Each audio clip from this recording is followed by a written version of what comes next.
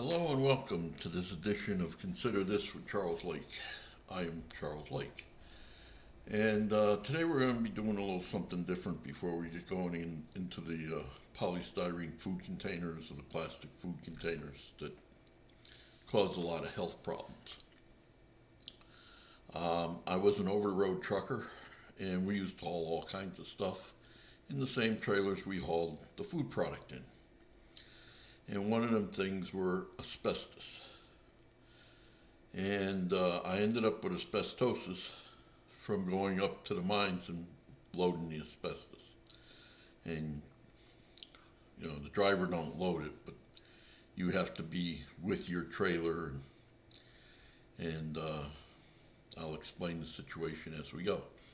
So, usually we will be coming into this. And this here we will get on our next show or episode, as you will call it. So for now, I received an email from Jacob Bryant, and he's a PR consultant for Asbestos law firm. And I took the web page down a couple years ago. I think it was around late 2020, mid 2020. But he found my stuff on the internet, because I never took it off the server. And he wanted me to put his law firm as somebody to contact to get help if you have exposure to asbestos. And so he wrote me a couple times, and I explained to him here. I apologized for not getting back to him, and I wanted to let him know my story and how I was treated by asbestos litigation attorneys. I believe it was in 2019, it could have been 2018, that I was diagnosed with asbestosis. I went on the internet. I was doing some research on asbestosis to see what kind of health situation I was going to get into. I already dealing with the health situation from the plastic and polystyrene that I used to deliver out of these asbestos trailers. So I let them know that, one of the biggest law firms that deals with asbestos in Boston, because I was in New York at that time, said that they could help me. And after doing the paperwork for about a year, the firm got a hold of me and told me I wasn't sick enough and they couldn't represent me. And I'm like, so they also told me I only had about 2 years to refile.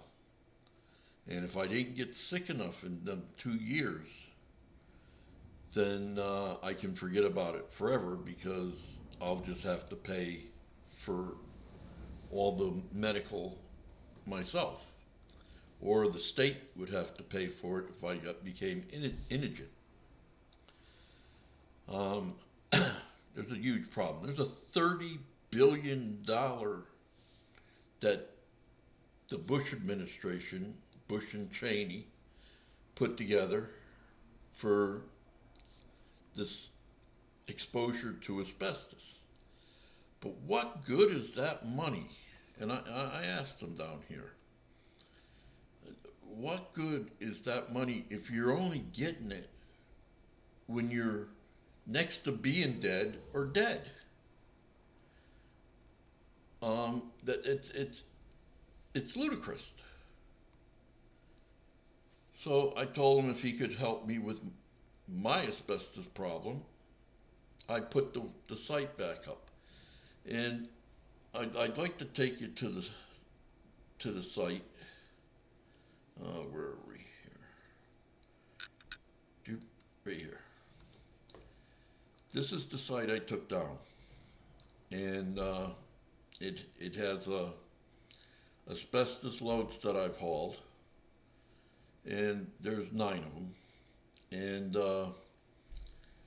although I do have one of the manifests, it don't have my truck number, my name, or anything on it.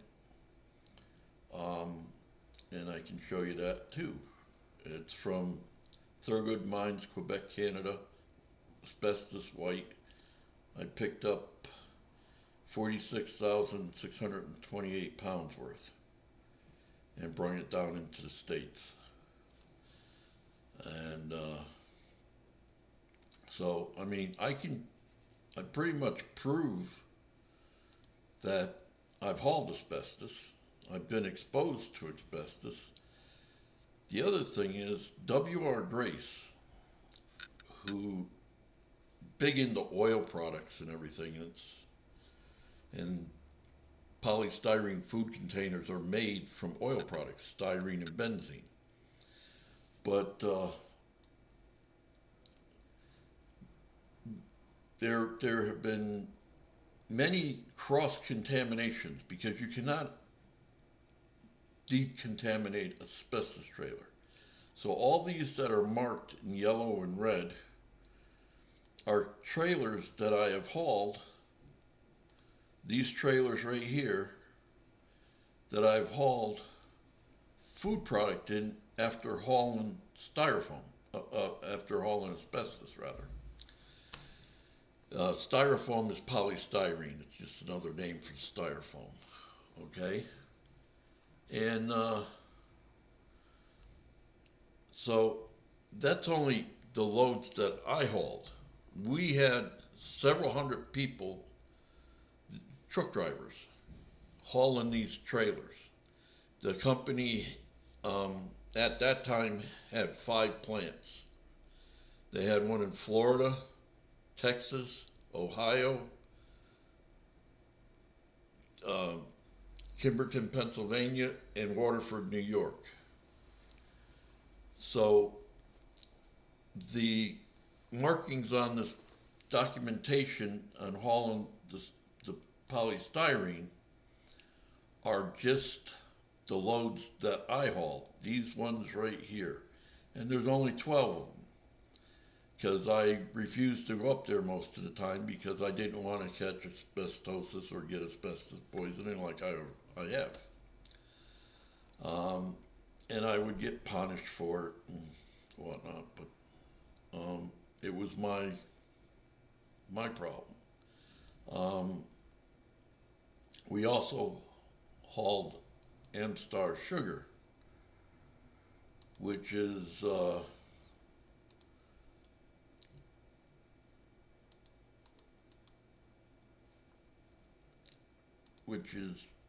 and these are the trailers that I hauled sugar in. So as you can see, and we hauled many other things. We hauled rice cakes from Quaker. We Peeps. We hauled cookies. We done a lot of things with food. The other thing is that these loads here from Muncie Product Loads, and I didn't mark these up, but these trailers here, this is Muncie Products used to make driveway sealer, roof coatings, and everything like that. So all of our trailers were pretty well damaged because they all had driveway sealer or roof coating all over the floors because 5-gallon pails would fall over all the time. So, you know, this is a problem. And here we're hauling food in these vehicles that are hauling asbestos, and they don't want you to go into a building that has asbestos in it, yet they will let trucking companies haul your food in the same vehicle that you could haul toxic waste, asbestos, chemicals, you name it. Because we used to haul all the chemicals into Muncie products, and they would make, you know, the driveway sealer. They also did paints and stuff too back in that day. I don't think they do that anymore. They've even changed the name of the company from Muncie Products Corporation to Muncie Baker Henry, because they bought out all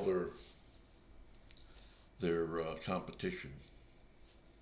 So now they're nationwide, and I believe their headquarters moved from Kimberton, Pennsylvania, up into Canada.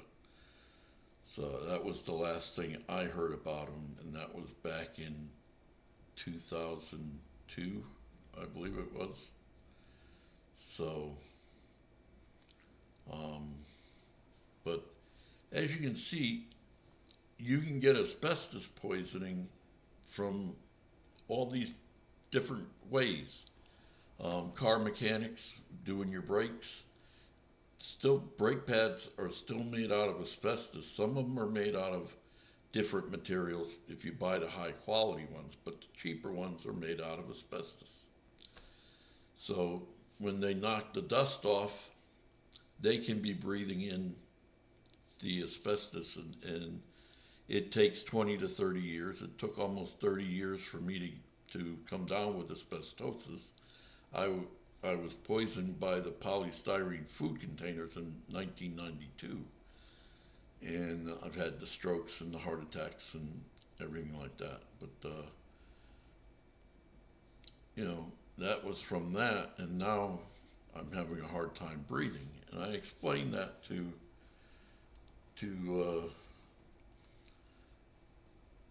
Mr.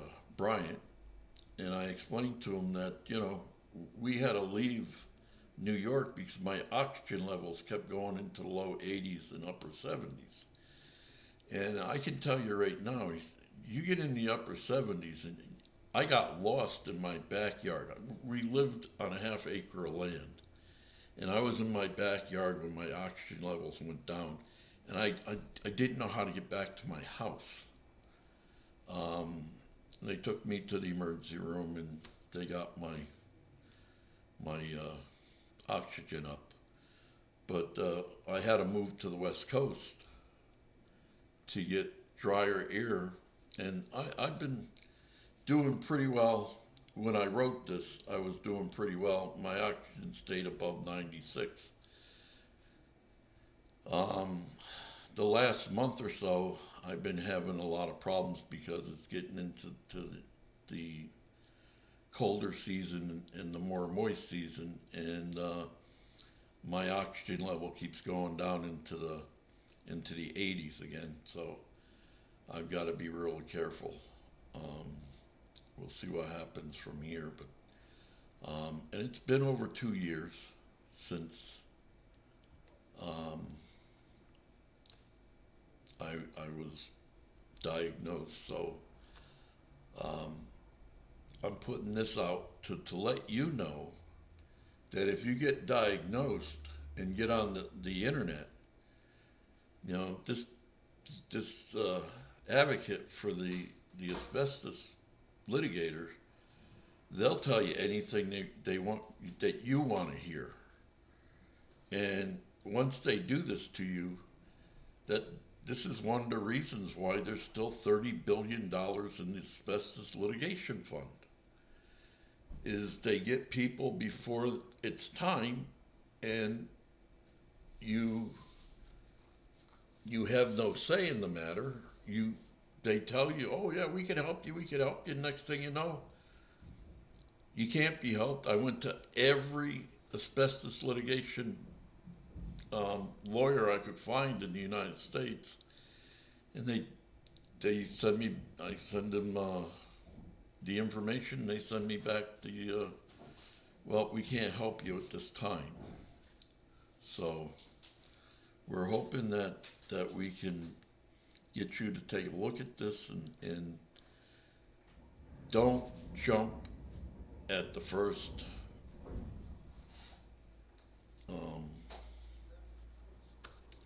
company that tells you they can help you. So I hope you have a good day. I hope you've got some really good information out of this. Again, Asbestos litigators will tell you what you need. Like I said, he's a PR consultant, and that's who will get a hold of you when you're searching the internet. So, have a good day and stay safe.